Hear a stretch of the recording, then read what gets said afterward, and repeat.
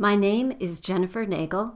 I teach philosophy at the University of Toronto, and today I want to talk to you about analyzing knowledge. This video looks at causal and reliabilist theories of knowledge. The causal theory of knowledge was proposed in 1967 by a philosopher named Alvin Goldman. Goldman was convinced by Gettier that the justified true belief analysis of knowledge wouldn't work, at least for the kinds of concrete facts that we know through experience of the world. Goldman actually liked the JTB analysis for knowledge gained through pure reason in abstract fields like deductive geometry or arithmetic. We'll set those fields aside in this video and focus on facts known through experience of the world, such as the fact that Neil Armstrong was the first person to set foot on the moon, or the fact that you are now watching a video. Goldman's causal theory of knowledge sets out to explain how we know facts of this kind, and why the subjects of Gettier cases lack knowledge. Briefly, the causal theory says that knowing a fact is a matter of having a belief that's caused by that very fact. If you think about what happens in Gettier cases, where someone has a justified true belief without knowledge, you'll notice that there can be a causal disconnect between the subject's belief and what is going on in the world. Consider the desert traveler who believes that there is water in the valley ahead, because he's hallucinating. Even if there is water in the valley ahead, that fact isn't playing a role in causing him to have this belief. His belief is arising from some internal disorder he's suffering. Compare this to a case where you actually see water. In normal perception, the fact that the water is there plays a key part in the formation of your belief. The water causes light rays to reflect into your eyes, causing you to have visual experiences that cause you to form the belief that there is water in front of you. Goldman's official formulation of his causal analysis of knowledge goes like this. S knows that P, if and only if the fact P is causally connected in an appropriate way with S's believing P. Appropriate causal connections include sensory perception, testimony, and inference. For example, you might know that Neil Armstrong walked on the moon, even if you didn't personally perceive him doing it, as long as there is the right causal chain between that fact and the formation of your belief. If his walking on the moon caused certain televised broadcasts to happen, and those broadcasts cause others to know that Armstrong was walking on the moon, and they wrote books which you read, causing you to believe that Armstrong walked on the moon, then your belief has an appropriate causal connection to the fact, and it counts as knowledge. Goldman's causal theory is interestingly different from the classical analysis of knowledge as justified true belief. Goldman keeps the belief and truth conditions, but as he adds his causal condition, he drops the justification condition. In Goldman's understanding of knowledge, you don't need justification in order to count as knowing. Goldman observes that for many random facts we count ourselves as knowing, we can't remember how we came to know them. Right now, you might not know who originally told you that Neil Armstrong walked on the moon, or where you read or learned that he did. If someone challenged you to state your evidence, you might not be able to say very much, but you still count as knowing the fact, Goldman says, as long as your belief was caused in the right way, with a causal chain going back to the fact itself. Some philosophers have raised concerns about the idea of having knowledge without justification. We'll explore those concerns in the upcoming video on internalism and externalism. Other philosophers have worried about exactly what counts as an appropriate causal connection, and they've crafted some puzzling cases where facts cause true beliefs through pretty strange routes, cases where it's not clear what the causal theory should say. But one of the main difficulties with Goldman's causal theory of knowledge is a problem discovered by Goldman himself, a problem that led him to drop the original causal theory in favor of a more subtle theory known as reliabilism.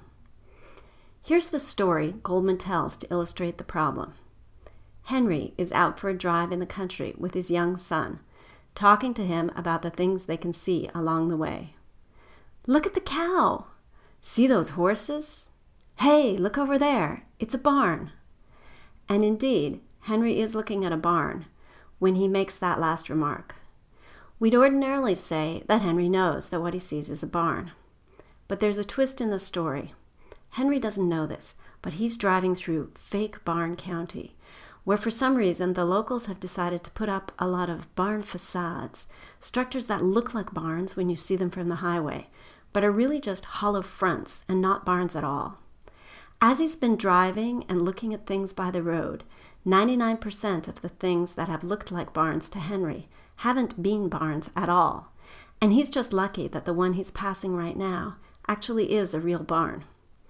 With all of those fakes around, Goldman suggests, it doesn't seem that Henry really knows that what he's looking at is a barn.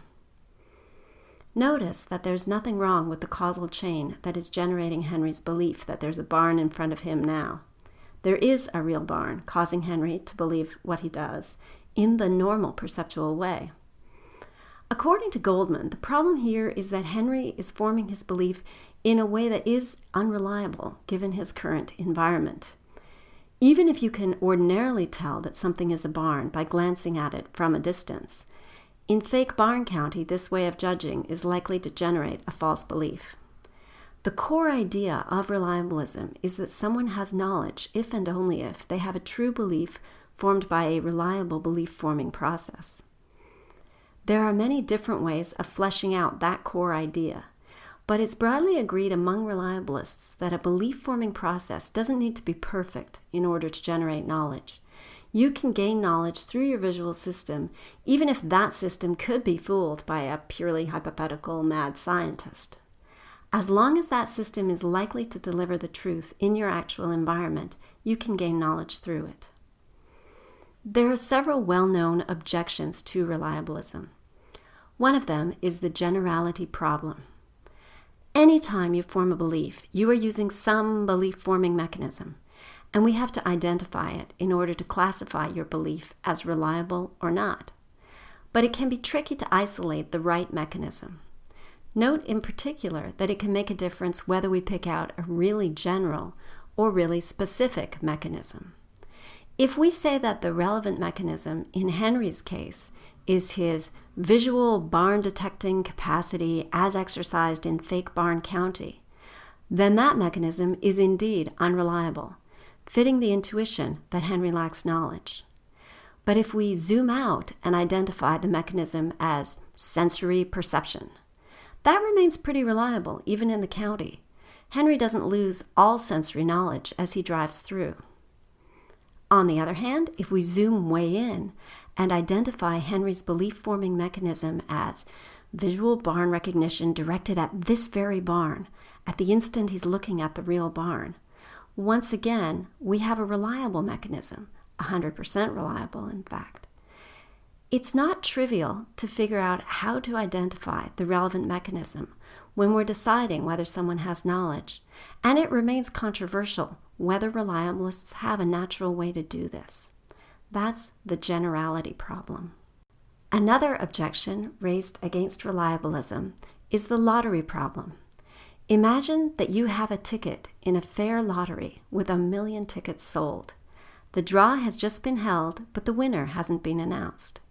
Can you know already that your ticket has lost? If pessimistic Pierre believes that his ticket is a loser, just on the strength of the long odds against it, he is 99.9999% likely to be right. That's pretty high reliability, but it may seem to you that even if Pierre has lost, he can't know that he's lost until he hears the winning number announced. This could be a problem for at least some forms of reliabilism. Lastly, the intuitions motivating reliabilism are somewhat controversial. Alvin Goldman had the sense that Henry didn't know he was looking at a barn, but not everyone feels that way about the story. If you feel that Henry does actually have knowledge here, you're not alone. Some prominent philosophers, like Ruth Millikan, are on your side. It's not clear why people feel differently about these cases. We may have different ways of imagining how Henry's thinking as he's driving along. Perhaps we're imagining him as using more or less general belief-forming mechanisms. Perhaps Millikan imagines Henry as very focused on this one barn and reliable. where Goldman sees him as engaged in an ongoing inquiry about all the roadside attractions in this county and unreliable about barns. It may help to think about the scenario in different ways, or think of other scenarios. You might find new problems for reliabilism, or new ways of defending or refining it. The next video in this series looks at tracking theories of knowledge, which are close cousins of reliabilist theories.